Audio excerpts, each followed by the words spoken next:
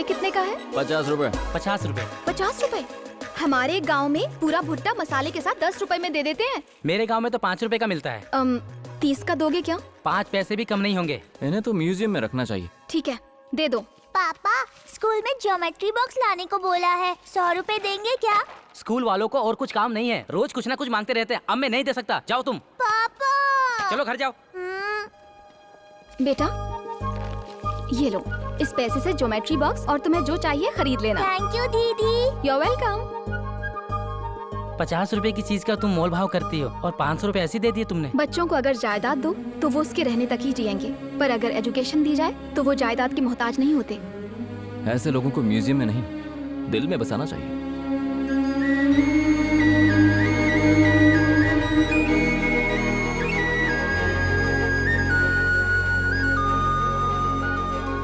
अरे सुनिए सुनिए, ये क्या?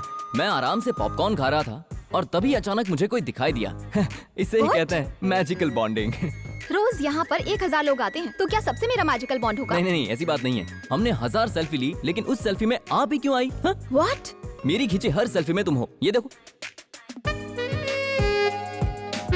अब तो भरोसा हो गया ना, हम दोनों के बीच कोई मैजिकल बॉन्ड है। It's just coincidence. जब मेरे जीजा जी ने कहा तो मैंने भी यही कहा कि ये कोइंसिडेंस हो सकता है। What nonsense? सुनिए, अरे सुनिए, एक मिनट। अब तक जितनी भी लड़की देखी उसमें मुझे ऐसी फीलिंग नहीं हुई, लेकिन आज पहली बार ऐसा हो रहा है। I love you. What? मैं यही कहने आया था, लेकिन सोचा तुम इरिटेट हो जाओगी, इसलिए मैंने ऐसा कहा नहीं। तुम्हें क्या लगता है मैं ऐसा लड़का हूँ? मैं तो बस चाहता हूँ कि हम साथ में वक्त बिताएं, उसके बाद हम सोचेंगे कि आगे क्या करना है। क्या कहती हो? क्यों परेशान कर रहे हो? मैं भी यही कहने वाला था, परेशान तो तुम मुझे कर रही हो। अच्छा सुनो सुनो, मेरे साथ एक आइसक्रीम तो खा लो। देखो तुम मेरा फोन नंबर लिए बिना यहाँ से नहीं जा सकती। ठीक है चलो। हाँ, तुम्हें कौन सा फ्लेवर पसंद है? Choco chips. ग्रेट, हे सेम पिच। हाँ पता है, मैजिकल बॉन्ड। जाओ। 2 चोको चिप्स। कहाँ चली गई? भाग गई। हमें मिला दिया इंदु। ये मेरे लिए? हाँ। फॉलो कर रहे हो मुझे? Get out.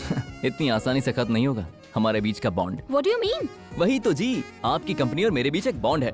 मुझे निकालने के लिए मिनिमम 2 मंथ्स का नोटिस चाहिए और प्रॉपर रीजन भी होना चाहिए, ये रूल है। एम्प्लॉय हो? Yes. तुम्हें यहाँ जॉब किसने दी? मैं नहीं दिया मैडम, ये सबको सिस्टर बोलता था। लगा सब सेफ है इसलिए जॉब दे दिया। क्यों रे, मासूम सी शक्ल बनाकर हमारी मैडम पर डोरे डाल रहा है? मल्टी मिलियनर देखकर हमारी एमडी को प्यार के जाल में फंसाने की कोशिश कर रहा था। सर जब मैंने इन्हें देखा था तब इनकी कास्ट या जायदाद या कंपनी की एमडी है इसके बारे में कुछ पता नहीं था। जब मैंने इन्हें पहली बार देखा तो मेरे अंदर लाइफ पार्टनर वाली फीलिंग आई थी। कल अगर इनके शेयर्स गिर जाए और इनकी कंपनी रोड पे आ जाए तो भी मेरी फीलिंग्स में एक रत्ती का भी फर्क नहीं आएगा। यहाँ मामला सेट कर दीजिए, शादी में कपड़े दिलवाऊंगा। तू शादी में कपड़े दिलवाएगा? हाँ? तूने मुझे बिचौलिया समझ रखा है क्या? हाँ मैडम। इससे क्यों बातें कर रहे हो? Send him out. Useless fellow. हाँ बोलो, और बोलो, और बोलो, बोलती अरे तू जाओ। पागल हो गया क्या? वो गालियाँ दे रही है। मुझे वही चाहिए। हेलो, जब बादल जोर से गरजते हैं ना तो उसके बाद बारिश ही होती है। तुम ना रुक क्यों गई? और बोलो, और बोलो। ज्यादा स्मार्ट मत बनो। मैग्नेट अगर पास पास होगा तो बॉन्ड होने से कोई रोक नहीं सकता।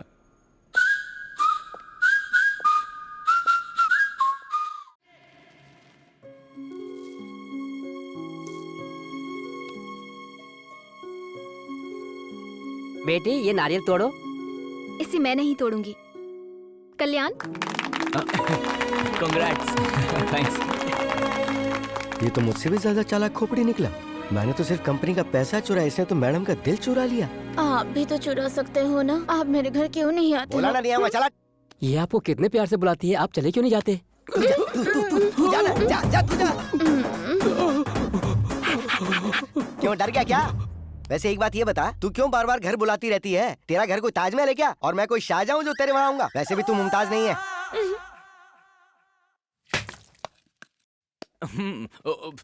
कल्याण, तुमसे थोड़ी पर्सनल बात करनी है, वेट करना। A double congrats. शाम को मेरे को पार्टी चाहिए, दारू तेरी चखना मेरा। अरे दोनों मेरी तरफ से होंगे जीजू। ठीक है।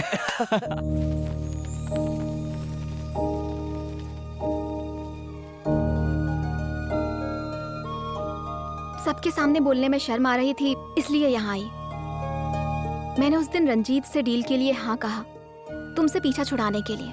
लेकिन तब से तुम्हारे किए हर काम में तुम्हारा मुझ पर प्यार, तुम्हारा मेरे लिए केयर करना बहुत अच्छा लगा। मुझे लगा था कि तुम मुझसे आई लव यू कहने की जिद करोगे, पर तुमने ऐसा नहीं किया।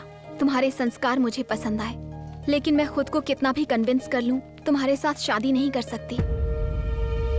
मैं जहाँ की हूँ वहाँ के हालात अलग हैं और तुम्हारे अलग हैं।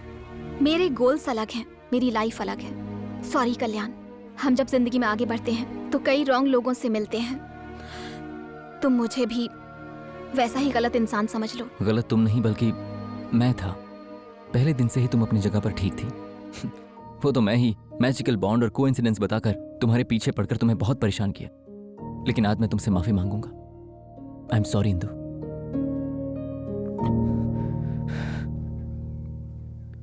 एक बात और इंदु, मैं अपने दर्द को तो छुपा सकता हूं लेकिन प्यार को नहीं। I love you.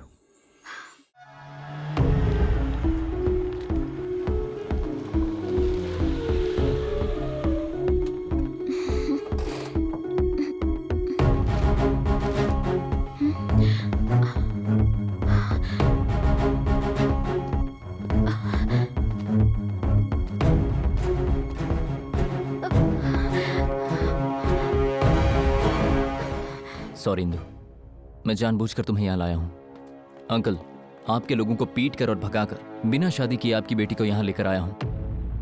प्यार करके शादी करने में कोई दिक्कत नहीं होती अंकल। मैंने खुद अपनी बहन की लव मैरिज करवाई है, वो भी अपने बेस्ट फ्रेंड से। लेकिन बाद में समझ में आया कि माँ बाप को पहले ना समझाकर मैंने बहुत बड़ी गलती कर दी थी। वो तो माँ बाप मान गए, वरना वो जिंदगी भर रोती रहती। अंकल, उस दिन पापा के खिलाफ जाकर बहन की शादी करने की हिम्मत तो आ गई, लेकिन एक पल के लिए भी मैंने माँ और पापा की फीलिंग्स के बारे में नहीं सोचा था। और वही गलती मैं अपनी जिंदगी में दोबारा नहीं करने वाला। आपके आशीर्वाद के बाद ही आपकी बेटी से शादी करूंगा। तुम मुझे पसंद आए, तुम में इंसानियत है, लेकिन मुझे पोजीशन चाहिए। इस पूरे जिले में हमारी ही बड़ी जमींदार फैमिली है। नाम है, पैसा है, लेकिन पद नहीं है। एमएलए बनकर असेंबली में कदम रखने का सपना था मेरे पिताजी का। 4 बार चुनाव में खड़े हुए लेकिन हार गए। उसी दुख में मरते वक्त हमारी फैमिली से कोई एक एमएलए जरूर बनना चाहिए, ये कहकर मुझसे वादा ले लिया। उसके लिए मैं भी मैदान में कूद पड़ा, अपने बेटे को भी खड़ा किया, लेकिन जीत नहीं पाए। पूरी जायदाद खत्म हो गई, बस उधारी बची। और आखिर में मेरे अपने लोगों के सामने मूर्ख साबित हुआ। फिर भी मुझे गम नहीं है। पिताजी को दिया वादा पूरा किए बिना मैं मर न जाऊं, सोचकर डर लगता है। फिर रवि यादव ने खुद ही मेरी बेटी का हाथ मुझसे मांगा। भले ही मैं एमएलए ना बन पाया, लेकिन एमएलए का ससुर तो कहलाऊंगा। किसी जमाने में किसी को किए हुए वादे का सम्मान आपकी बेटी से ज्यादा है ना? अगर तुम्हारा प्यार इतना महान है तो तुम एमएलए बनकर मेरी बेटी से शादी कर लो। ये आप क्या कह रहे हैं? मैं एमएलए कैसे बन सकता हूँ? अभी के अभी रवि यादव से राजीनामा दिलवाना, बाई इलेक्शन करवाना और उससे जीत पाना इम्पॉसिबल। उससे मुझे कोई मतलब नहीं। देखो, अगर तुम एमएलए बनोगे तो तुम्हारी शादी करवाऊंगा, वरना उससे शादी करवा दूंगा। वो बुरा इंसान है, अच्छा है, इससे मुझे कोई मतलब नहीं। एमएलए है, इतना काफी है। शादी की तारीख फिक्स है, दूल्हा एमएलए होगा। वो तुम होगे या वो होगा, ये तुम डिसाइड कर लो।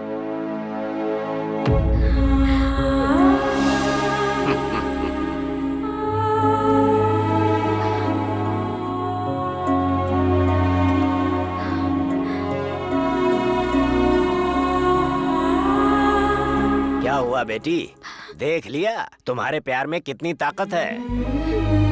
रवि यादव का नाम सुनते ही कैसे वो तुम्हें छोड़कर चला गया। ये है पॉलिटिक्स का पावर।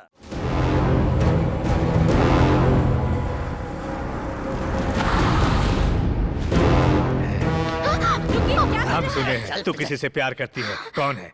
कौन है वो? बस अड्डा, रेलवे स्टेशन, चेक पोस्ट, हर जगह ढूंढवा रहा हूँ। थोड़े ही देर में उसे यहाँ पर लाकर उसके सामने ही तुझसे शादी करूंगा। ऐसे डरपोक आदमी से तुमने कैसे प्यार कर लिया? हाँ, आप उसे वहाँ कहाँ ढूंढ रहे हैं? वो तो आपके ही घर में आराम से आपका इंतजार कर रहा है सर।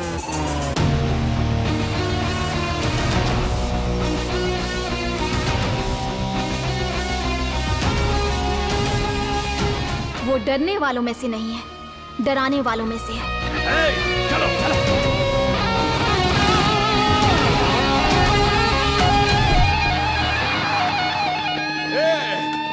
तेरी इतनी हिम्मत सीधे यहाँ चला आया? अरे अरे शांत हो जाओ। देखो, मैं यहाँ किसी को मारने नहीं बल्कि बात करने आया हूँ। शांति से बात करेंगे। थोड़ा गैप दे दो प्लीज प्लीज। हटो। भैया तुम यहाँ पर? उस दिन तुम्हारी जगह मुझे एमएलए समझ बैठे थे और एमएलए बनाना भी तो तुम्हारे हाथों में है। व्हाट अ कोइंसिडेंस है। मुद्दे पर आओ। वो क्या है ना भैया, मेरी लव स्टोरी तो आपको पता चल ही गई होगी। अब नागेश्वर जी ने कहा है कि अगर मैं एमएलए बन गया तो वो अपनी बेटी की शादी मुझसे कर देंगे। अगर आप राजीनामा दे देंगे तो मैं एमएलए बनकर उससे शादी कर लूंगा। इतनी सी बात है। पहले सबको चाय पिलाओ। क्या कहा तूने? मैं राजीनामा दे दूं तो तू एमएलए पद जीत जाएगा बाबू। हाँ भैया, मैं जीत जाऊंगा। तुम्हारा यहाँ खड़ा होने का कोई चांस नहीं है, ना ही साथ देने वाला कोई साथी है। तू कैसे जीतेगा? बस एक बार आप राजीनामा तो दे दीजिए सर। ओए, बकवास बंद कर, दिमाग खराब हो गया क्या? हमारे राजीनामा देने से तू कैसे जीतेगा? तुमको यहाँ पर 4 वोट भी नहीं मिलेंगे। मेरे लिए आप इतनी सिंपैथी क्यों दिखा रहे हैं? जीतना ना जीतना तो मेरी किस्मत है। वैसे आप कह सकते हैं कि मुझे 4 वोट भी नहीं मिलेंगे, लेकिन असलियत तो मैदान में उतरने के बाद ही पता चलेगी। देखिए किसका फोन है। हाय इंदु। अरे नहीं, ऐसी कोई बात नहीं है, मैंने समझा दिया है और वो भी सहानुभूति दिखा रहे हैं। अगर मैं प्यार के लिए मैदान में उतर सकता हूँ तो क्या वो प्यार के लिए मैदान छोड़ नहीं सकते? Okay darling, bye bye. आपके सामने ही भाभी को चुम्मी दे रहा है, आप इससे बात क्या कर रहे हो भाई? कॉलर तो टपका दो इसे। हमेशा बराबरी वालों को मारते हैं, इसको मारेंगे तो अपना स्टेटस नीचे आ जाएगा। सुन, चुपचाप चला जा। राजीनामा दे दो, मैं चला जाऊंगा। तुझे देखकर एक तरफ मुझे गुस्सा आ रहा है, दूसरी तरफ हंसी आ रही है। इससे पहले दिमाग खराब हो, तू चला जा। ओके भैया, अब मैं समझ गया हूँ, मैं चलता हूँ। रुक, क्या समझ गया? छोड़ो ना भैया, मैं समझ गया ना, मैं चलता हूँ। क्या समझ गया? बोल। राजीनामा दोगे तो तुम हार जाओगे। हम हार जाएंगे? अगर राजीनामा देने के बाद तुम लड़ोगे तो तुम हार जाओगे, ये बात तुम जानते हो। और इसी बात का डर है इसे, क्यों? सच कहा ना? मेरे सामने खड़े होकर जीतना तो दूर, मेरे सामने खड़ा होना ही नहीं चाहते, और यही मेरी सबसे बड़ी जीत है। अभी मार डालता हूँ तुझे। अरे मार डालो भैया, तुम्हारा डर भी तो बाहर आना चाहिए ताकि तुम्हारे लोगों को पता चले।